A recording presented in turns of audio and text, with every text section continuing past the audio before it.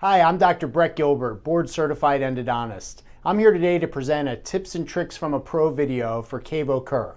Today's topic is going to be endodontic diagnosis. Endodontic diagnosis is an interesting process, and truthfully it's a puzzle that the clinician must piece together in order to really come up with a determined and definitive diagnosis before starting any endodontic treatment. Really, the most critical aspect of treatment is the right diagnosis, assuring that you have the right tooth and you know that the treatment is necessary for the specific etiology that you've detected. Proper diagnosis leads to confident treatment and the desired outcome that you want for yourself and your patient in order to get the best possible results in your office. So, what are the puzzle pieces of endodontic diagnosis? We look at the patient's chief complaint, certainly. The patient's medical and dental history have to be considered in every case. Information gathering, the nuts and bolts of understanding what the patient's issue is. Radiographic exam, this is our eyes, our ability to see underneath the soft tissue to better understand what the disease process is occurring. And clinical tests, the gold standard of endodontic diagnosis is reproducing the patient's symptoms. So we use clinical testing in an effort to reproduce those symptoms to better understand and interpret what the disease process looks like.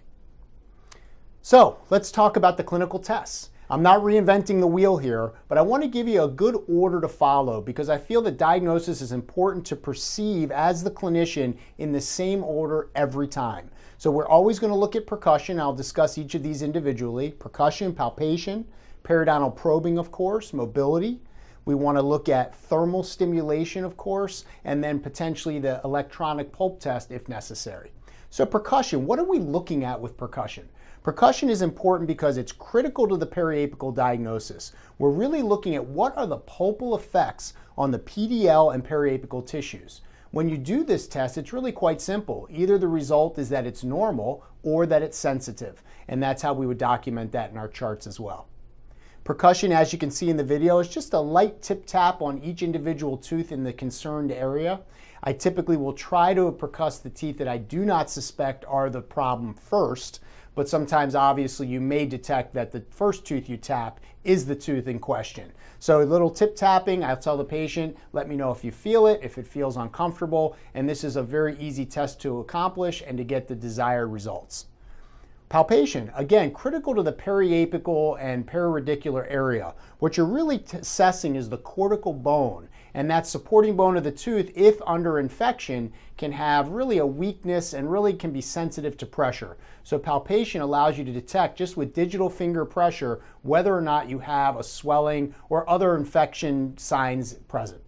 This again would be either normal or sensitive, a simple test to determine the problem. As you can see, we just go down into the vestibule with our finger. We're able to detect if there's any sensitivity from the patient. Simple, quick, and easy, and we get a good assessment of the cortical supporting bone.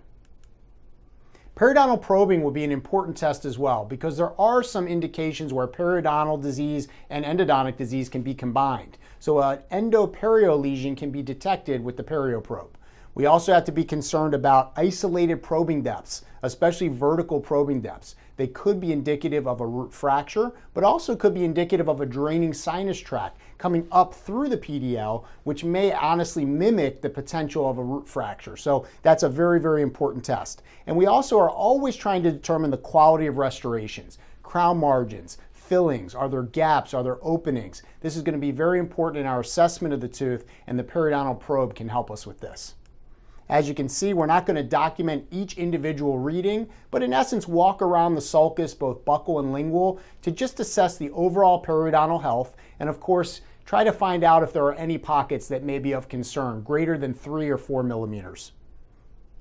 As you can see on the video, we're just walking around each little sulcus and getting a sense of the periodontal health. Mobility is going to be an important test. When a tooth is infected and elevated just slightly out of its alveolar housing, it can be mobile. So this is going to be evidence of periodontal breakdown can be detected with mobility, evidence of trauma certainly, and then again infection. So the periodontal probing along with the mobility to periodontal examination tests are very, very important in the endodontic diagnosis process. As you can see with mobility, we're just going to take the rigid ends of 2 instruments, give it a little wiggle, and determine what type of movement we're dealing with. and that's going to be an indication of the health of the tooth and potentially what the prognosis will be for our treatment. Cold testing. This is really the gold standard. Cold is going to be able to elicit the nerve fibers in the tooth to determine A, is the tooth vital and responsive? B, is that response now indicating a severe measure of inflammation? Or potentially, is there no response from cold, which would indicate a necrotic situation? So we test the presence and potentially the level of inflammation. Of course, we have to interpret the patient's response. That's the tricky part. And so we always want to test away from the site of concern. And that really is consistent with the other tests as well. It's nice to test away from the site that the patient has the complaint in an effort to sort of get a baseline of normal from that patient. When you do that test away from the site, it also gives you as the clinician a sense of what is this patient's level of response to your tests. There are a number of different cold testing products. I really prefer the cold spray. There are a number of different products on the market as indicated here on the slide. But essentially the best way to do it is you take a cotton plier or a cotton forceps and you want to spray that and really saturate a cotton pellet like this. Using a cotton tip applicator is really not as desirable because the reality is that it won't stay cold for long enough. So use a metal instrument with cotton, and that way you have a sustainable cold that you can apply to the tooth. So cold testing is going to be a critical test in our ability to determine which tooth is causing the patient's symptoms and which tooth would require treatment.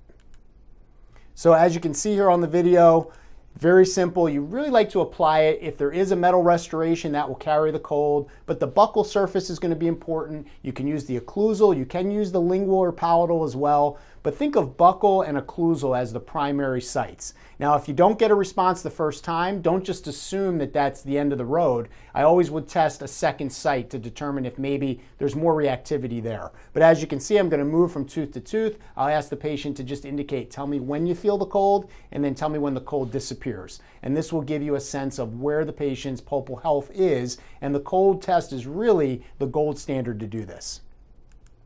So our responses that the patient are going to give us are critical. So you can have a normal response, patient feels it sharply, disappears quickly, usually in a range of about 3 to 5 seconds.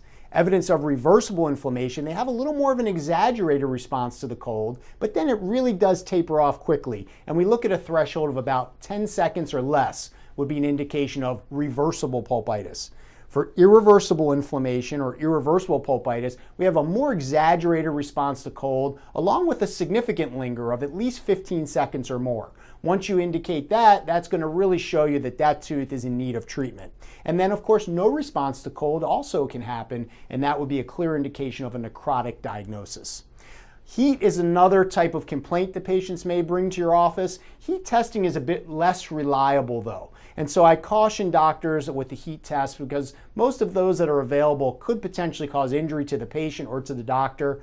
But in the event that you really do have sort of this need to try heat as a way to determine between one tooth or another, the best way to do it is you use a rubber dam over each individual tooth. You have your assistant right there with the high-speed evacuator, and you just flow hot solution, whether it's water, coffee, tea, what have you, just to mimic the bathing of the tooth in that heated element. So that would be one way to use heat, but again, really caution you that heat is less reliable, and quite honestly, I would say in a 98+% range, the cold is going to elicit the same response that heat will in those type of situations. So cold is really the gold standard, but heat is available as a testing measure.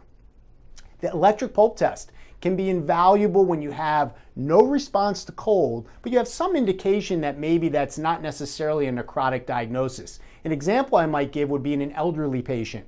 They may have a sclerotic pulp chamber. There may not be a lot of tissue there available to receive that cold. So the electric pulp tester is a great way to confirm that if you didn't get a cold response, that the tooth is or is not necrotic. So of course this is critical. If you assume a tooth to be necrotic that isn't, you may initiate root canal treatment unnecessarily. So the EPT is wonderful to confirm that the lack of response to cold is in fact a necrotic situation. The bite stick or tooth sleuth, a wonderful instrument that we all have in our offices. This would be a great indication to try a test if a patient complains of pain to chewing and biting, but all of the tests that we've already mentioned come out perfectly, normal responses. In this case, you're able to put pressure on each individual cusp, and that way you can see if there's some separation that causes pain. So as you can see in the video, you just apply the pressure to each cusp. I tell the patient, just let me know if anything hurts. And you get here on the mesiobuccal, mesiolingual, you have no problem. Then you get to the distolingual, and the patient says, ah. And of course, that sharp sort of resonating pain is going to be an indication that you may have a cracked tooth condition that may or may not have already led to pulpal disease. So important test to be able to perform in your office when a patient complains of biting sensitivity when all else seems normal. So when we do get this information, valuable information from these tests, we want to be able to form a proper endodontic diagnosis. Now, it's critical for medical legal purposes that we have both a pulpal and periapical diagnosis. That is absolutely essential that that's documented. So when you have the tests that you've performed and you have the pulpal and periapical diagnosis documented, you can feel very confident you have justified why you have treated any given tooth and feel that that would hold up to any scrutiny. So the American Board of Endodontics has done a great job of more simplifying these diagnostic terms and categories. And I'd like to review those very quickly. It's just a review. But in regards to the periapical diagnosis, I think you'll see that they've simplified it to make it simpler and more descriptive of the actual clinical situation. So with a pulpal diagnosis, of course, we have a normal pulp. In this case, you may do a root canal on a normal pulp if it's needed for restorative purposes. You have reversible pulpitis. This is evidence of inflammation that may or may not resolve without treatment. So we always want to give the patient the opportunity to heal without treatment. And that's where a reversible diagnosis may come into play, and you may feel that root canal treatment is not necessary at this time. Irreversible pulpitis. At this point, the nerve tissue within the tooth needs to be removed. It's either going to happen by way of root canal treatment, which allows us to keep our tooth, or extraction.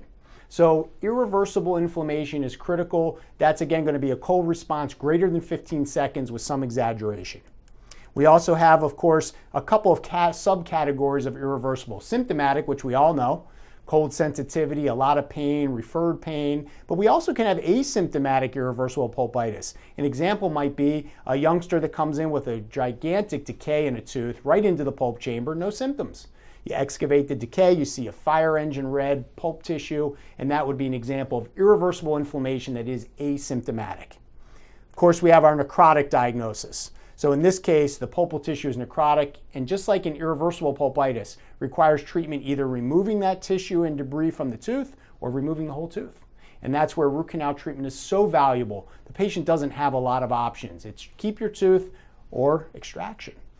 So we also have some other diagnoses previously treated, which I don't want to elaborate on too much today. Previously initiated if someone has done a pulpotomy or pulpectomy. So these are their pulpal diagnostic categories. I think where we have a little more clarity now is with the periapical diagnoses, as I mentioned.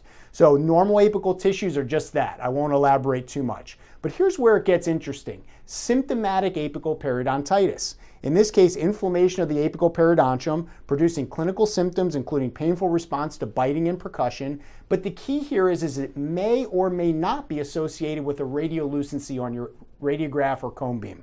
So the key here is recognizing that now we have this amazing specificity of cone beam CT technology where you may see a lesion, but another doctor may look at it and not see a lesion. So therefore, the diagnosis shouldn't hinge on whether one doctor interprets a lesion and one doesn't. So therefore, this is great. If you have symptoms to touch, bite, percussion, that's going to be symptomatic apical periodontitis. Conversely, if you have a lesion that's detectable, but the patient has no symptoms, well, the clear description would be asymptomatic apical periodontitis. We also have a couple of other diagnoses. Of course, acute apical abscess. We all recognize the swelling there. We also have a more descriptive term for sinus tract, a chronic apical abscess. In this instance, you have a chronic lesion that has caused a drainage tract, a sinus tract that's detectable, and therefore chronic apical abscess is a very descriptive and very accurate term for that.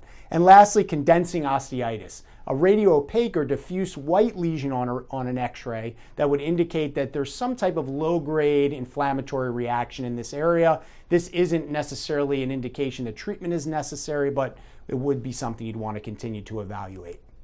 So when we look at diagnosis overall, we recognize it as a process. You have to take all the different parts together, radiographs, testing, use them together to create a definitive diagnosis that you feel confident in before you would start any treatment. I'm Dr. Brett Gilbert. Thank you for joining us for this Tips and Tricks from a Pro video. I'd like to thank Cavo Kerr for sponsoring this video today, and thank you so much for joining us.